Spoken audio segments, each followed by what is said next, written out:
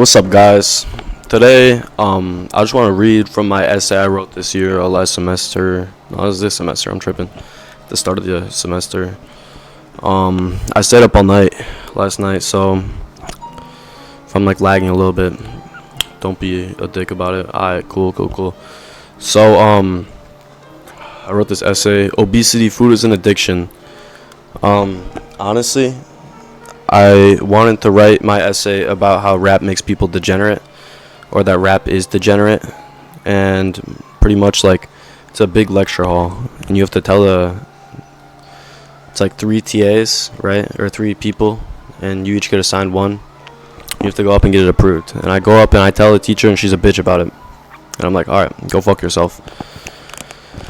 So then I talked to the different one, and she was actually nice, but she's like, yeah, you should say this for the next essay.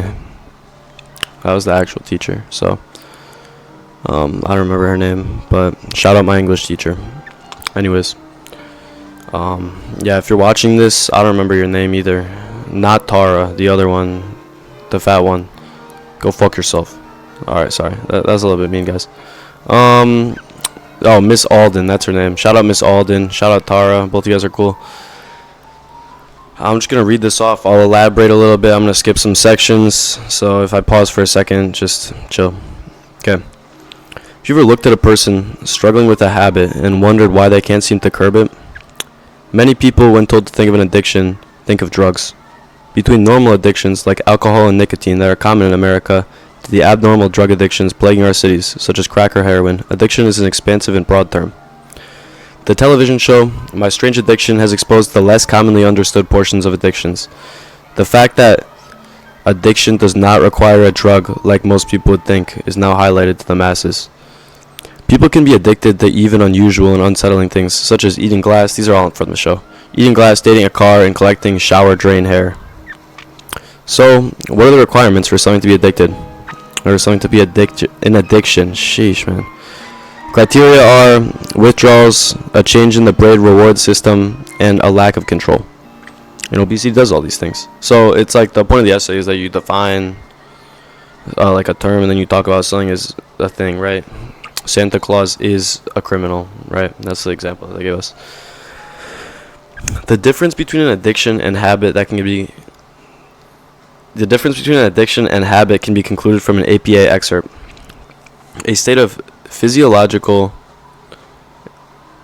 or psychological dependence on the use of drugs and other substances such as alcohol, or on activities or behaviors. People can be addicted to things like exercise, sex, and gambling in addition to drugs. Addiction requires a dependence on the fulfillment of an activity. Of course, the dependence isn't a matter of life and death, but rather of mood, ability to function, and energy. There are a few signs of addiction: withdrawal, brain reward system activation, and loss of control. All addictions have these things in common. Obesity is the result. My ex told me she's dyslexic. She's like, you might be dyslexic as well, because like I'll read something and I'll like slightly change it. Like I don't know how to explain it. Like I'll just add in a few other words, or like I don't know. It's weird stuff. Obesity is the result of an addiction. This can be solidified through an examination of how obese people experience withdrawal. This is examined in a study recently stating 54.9% of adults with obesity and binge eating disorder endorse withdrawal symptoms on the YFAS. Withdrawal is defined by withdrawal-like symptoms such as cravings, irritability, and mood changes are all aspects of addiction. Substances are declared as addictive by means of meeting this criteria, aka making people have withdrawals. So if food addiction causes withdrawals, then the food is addictive. But of course, not everyone is addicted to the food, because some people are able to manage this intake, which I talk about that later. This is similar to the notion that drinking alcohol doesn't make someone an alcoholic, yet alcohol is an addictive substance. Just because you drink doesn't mean you're an alcoholic, right? It is the overconsumption and lack of regulation that makes someone an alcoholic. That is what makes them addicted. Due to the exhibition of withdrawal physiologically, obesity can be tied to an addiction to food. Um, I'll talk about this after this next paragraph. A hallmark of addiction is a change in the brain reward complex. This can be seen in people with obesity. Normal habits don't cause much of a change in brain structure. The change is explained. Similar to substance addiction, overeating, especially high-calorie processed foods, can activate the brain's reward system, leading to cravings and compulsive eating. So I heard a guy talking about this a while ago. I honestly didn't research it. I just took his word. But he was saying that historically speaking, in an evolutionary sense, I love evolutionary psychology, bro. I need to buy a book on this. In an evolutionary sense, things that were high in fat and high in sodium are very rare in the natural world, right? So when you eat a McDonald's burger, you're telling your brain okay, we're doing amazing. We just killed a fucking mammoth, right? It's in reality, you just walked to McDonald's and paid $10, you know? But the amount of sodium that we consume, the fat, you're not really made to eat stuff like that as a human. And when you do, I mean, you're made to eat it, obviously, you can digest it and shit, but it's more so that that stuff doesn't really appear in the natural world.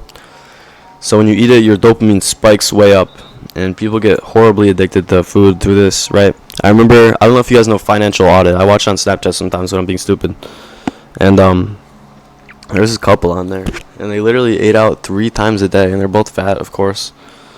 Where it's they're thousands of dollars in debt, and they eat out every day. And it's not an addiction show. It's about people's finances, right? But it's just crazy how this happens. Some people get so far into it.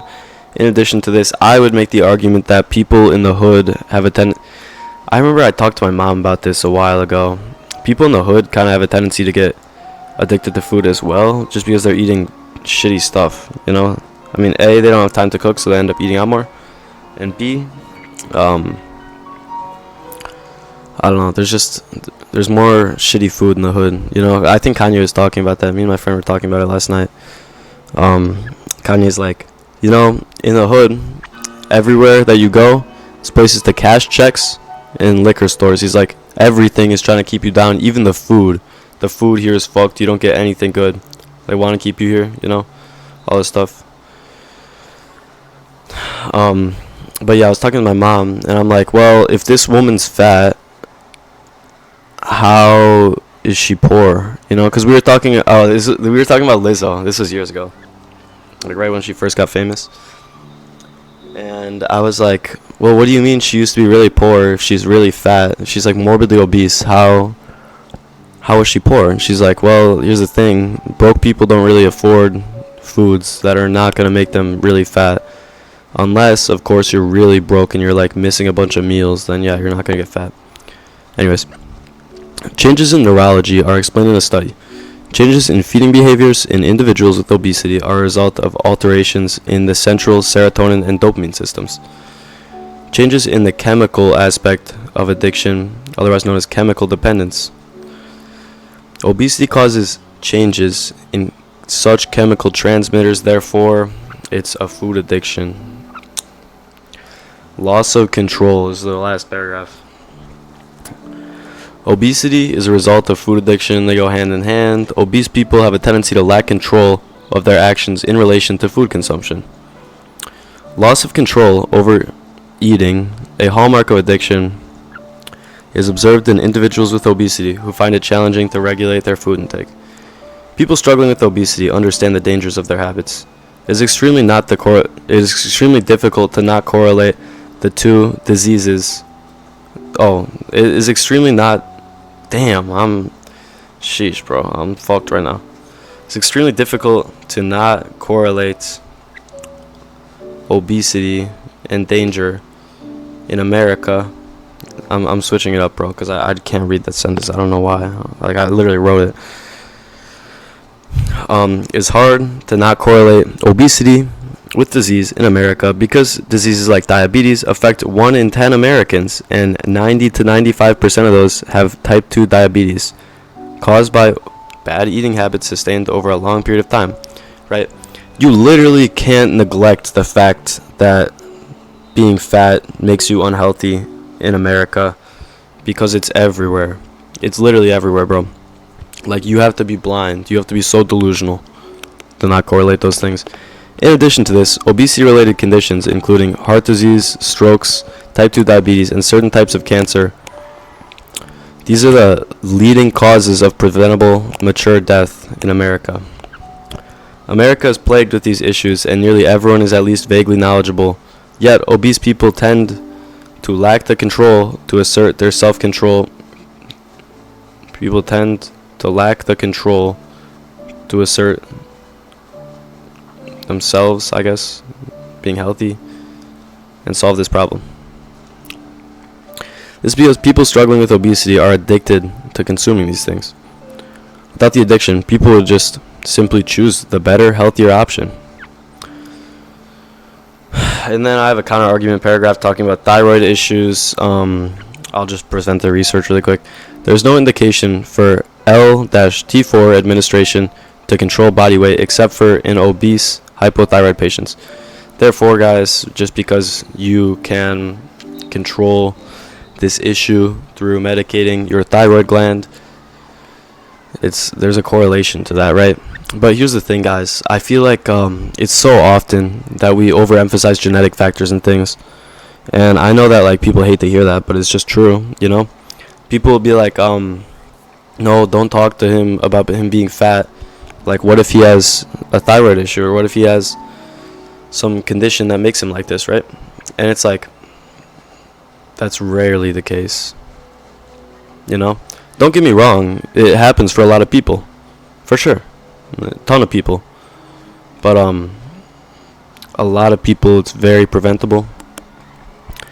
And like, you can't neglect the fact that obesity is making you severely unhealthy. It's kind of like if you were to start smoking cigarettes and you are a person that exercises, you're gonna feel the difference in your quality of exercise, right? Same thing with obesity. You notice, like, oh, I literally walk up a flight of stairs and I'm out of breath and I need to stop and stuff, you know? There's a billion warning signs before you're one of those people driving around one of those automated shopping carts in Walmart, you know? And that's just true. But they can't stop. It gets so bad, you know? I mean, it sucks. Like, it's sad, man.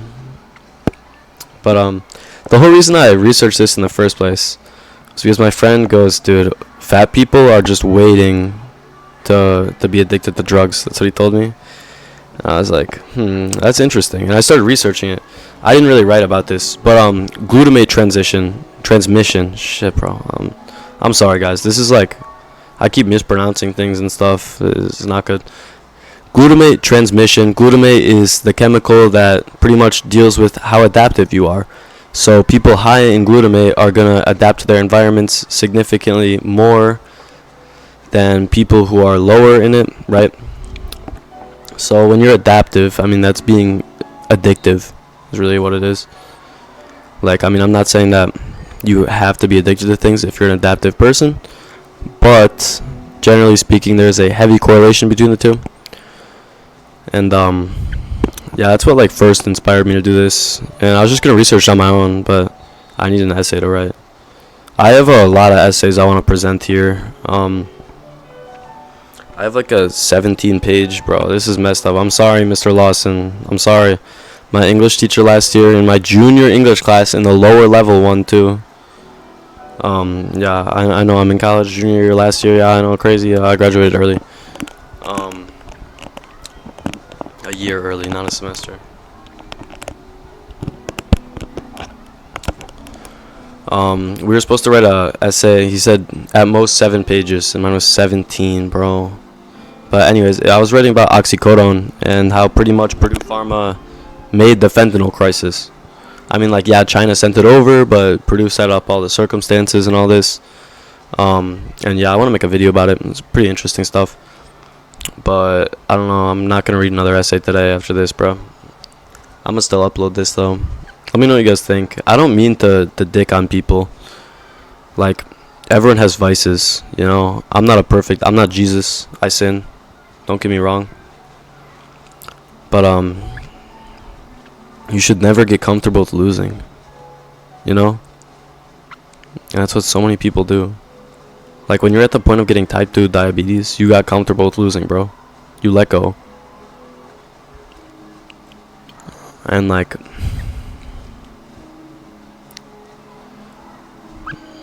I don't know. It just sucks, bro.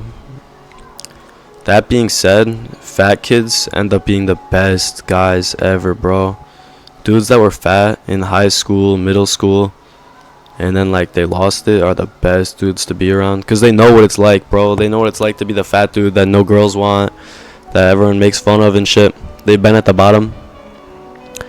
So then you hang with them, and it's like, it's amazing, bro. They just understand shit. They're just cool.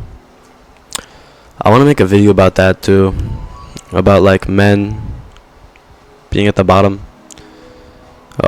Being the best people. And just guys that are fucking... They don't really get challenged at any point, are just pussies. And it's not like, I mean, yeah, they're pussies, but, like, it's bad too because they're egotistical pussies. Like, that's the worst fucking combination you could ever have, bro. Like, not only do you not really do anything, not really have any skill, you also are wanting people to be around you with your ego and shit. I should just make a video about ego too. Yeah, maybe I'll do that after this, actually. I was gonna take notes about Hegelian dialectic. I think that's what it's called, dialectic. But I decided against it. I don't really want to do that right now. I'm still filling this book out, research book. I'm gonna get it full. I was posting about this on my private story last night. Did I talk about this? I don't know. I want to open up a therapy clinic at my college. I'm not even a psych major. I just know a lot about it. Like, I know too much. I know too much about it. And, like, I think it'd be cool. I could do my own research. That's, like, the main thing. Is, like, I can dive further into it on a creative basis. You know? Because what the fuck is... Learning science, this shit's so stupid, bro. But like 99% of people do this. You learn science and there's no creativity to it, right? Let's say you're a doctor. You go through med school and everything suddenly is black and white because you gotten locked into this perspective. No one with a lack of creativity in their field, especially in science, has ever made a change. I talked about that in the Name One Genius That Ain't Crazy video. You have to have that level of almost disillusionment from fact in order to make a breakthrough, you know? It's just true. Like, if you're a football player and you only read stuff and just practiced a bunch of runs that you read from a book, like, you're not going to do that good compared to if you have your own style, you have your own, like, little touch on things, I guess you could say, then you could actually be great. You feel me? I hope that makes sense. Yeah, but anyways, the other part of that too, though, is that you have to have enough of a logical basis. You know, you're not going to invent new shit not understanding the field extremely well. It's not that I want to invent new psychology, obviously. Like, I want to come to my own findings. You feel me? Yeah. Yeah, but it's never too late if you're fat and you're watching this. And, like, it really isn't ever too late, guys.